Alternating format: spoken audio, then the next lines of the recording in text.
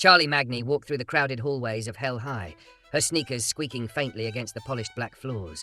Lockers clanged, papers fluttered, and demon students jostled one another with the careless confidence of teenagers who had survived lifetimes already. She adjusted her backpack and took a deep breath. High school in Hell was nothing like she expected. It was chaotic, loud, and far too alive. Her goal was simple. She wanted to change this school from the inside. She wanted her classmates to believe that even in Hell, people could be better. Redemption, she called it. Most of her peers, however, just called her naive. Her best friend, Vaggie, caught up to her by the lockers, already rolling her eyes. "Charlie, you're going to get lost in the first day chaos if you keep daydreaming. We have classes, remember?" I know, Charlie replied, forcing a smile. "It's just, look at everyone. They're so used to hating each other that they don't even notice when someone's trying to help." Vaggie frowned. "Just don't get eaten by one of the gym teachers. I hear Husk's first period calculus is basically survival of the fittest." Charlie laughed, though the humor didn't fully reach her eyes. Husk, the school's grumpy librarian and part-time gym teacher, was already notorious for his biting remarks and constant eye rolls. He had a reputation for being impossible to impress. As they turned the corner, a flash of red and black caught Charlie's attention. Alastor, the infamous radio demon, was leaning against a locker with his usual sinister grin. He wore the standard high school uniform, but somehow it looked like it had been tailored to intimidate. His eyes glowed faintly as he watched the students stream by.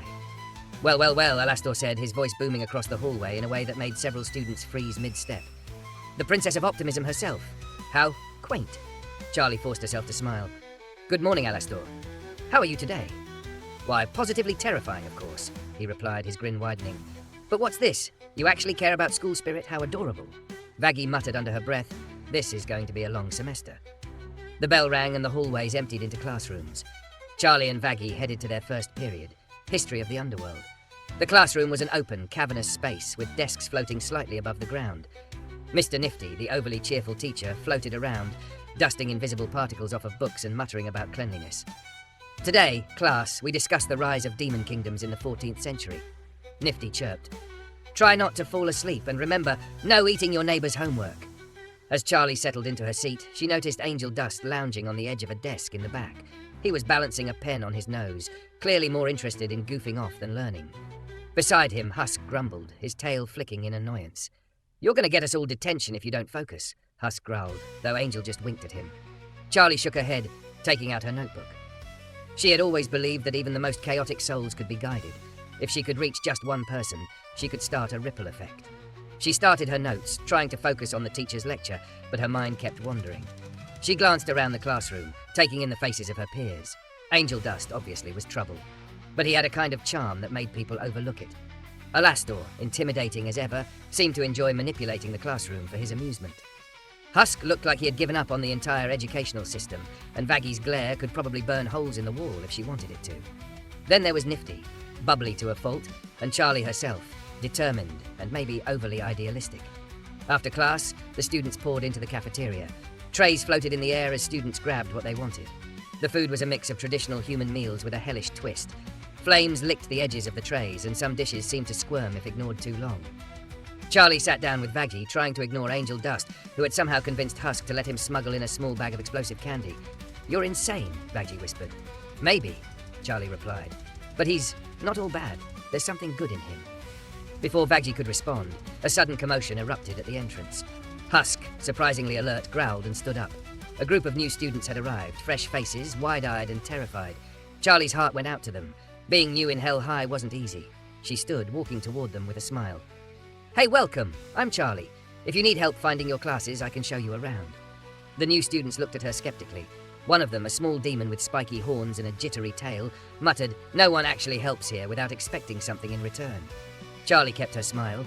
"I don't want anything from you. I just want to make this school a better place for everyone." Vaggie muttered, "This is going to get her eaten eventually." As they walked the new students to their first class, Charlie noticed Angel Dust watching them with an unreadable expression. Alastor was nearby, chuckling softly. Husk scowled. Even Nifty seemed intrigued by the effort. By the end of the day, Charlie was exhausted but satisfied. She had spoken to almost every classmate, and while some were hostile, a few had smiled, even if just slightly.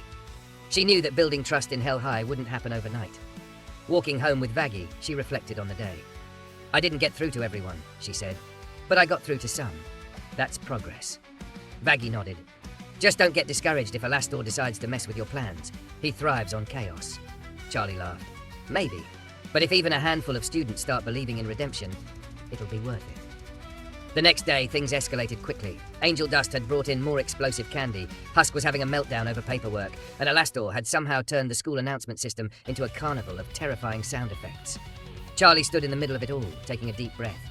She had two choices, retreat or dive in and face the chaos head on. She chose the latter. She approached Angel Dust first. Listen, I know you like causing trouble, but there's a way to have fun without hurting anyone. He laughed, leaning against the desk. Oh, Princess Charlie, you really believe people change, huh? Yes, she said firmly. I know people can change. I've seen it.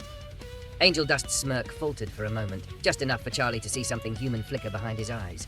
She smiled, letting that tiny spark guide her. Then she turned to Husk. You don't have to be angry all the time. You can help and maybe even enjoy it a little. Husk grunted. I've been through centuries. Enjoyment's not really in the curriculum. You'd be surprised, Charlie said. It's possible. Finally, she looked at Alastor, who tilted his head, curious. And you? She asked. You don't have to manipulate everyone to have fun. You could be part of the solution. Alastor's grin widened, unreadable. Oh, my dear Charlie, you are ambitious. I do enjoy a challenge. By the end of the week, the atmosphere had shifted slightly.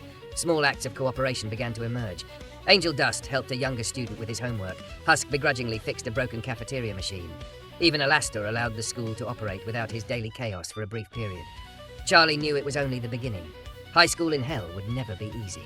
But if she could maintain her optimism, even just a little, she might just make a difference. Every small victory mattered. Every smile she earned was a spark against the darkness. And as the sun set, well, the hellish equivalent, a dim red glow behind the jagged mountains, Charlie looked over her school. Chaos lingered, danger loomed, and her peers remained stubborn. But she also saw potential. She saw a future where even the damned could learn, grow, and perhaps, someday, be redeemed. Charlie tightened her backpack and took a deep breath. Tomorrow, she would face the hallways again. Tomorrow, she would meet more students, challenge more chaos, and spread a little more hope. Because even in hell, she refused to give up. And somewhere in the shadows, Alastor's grin widened. Not with cruelty this time, but with interest. The Princess of Optimism might just make things interesting.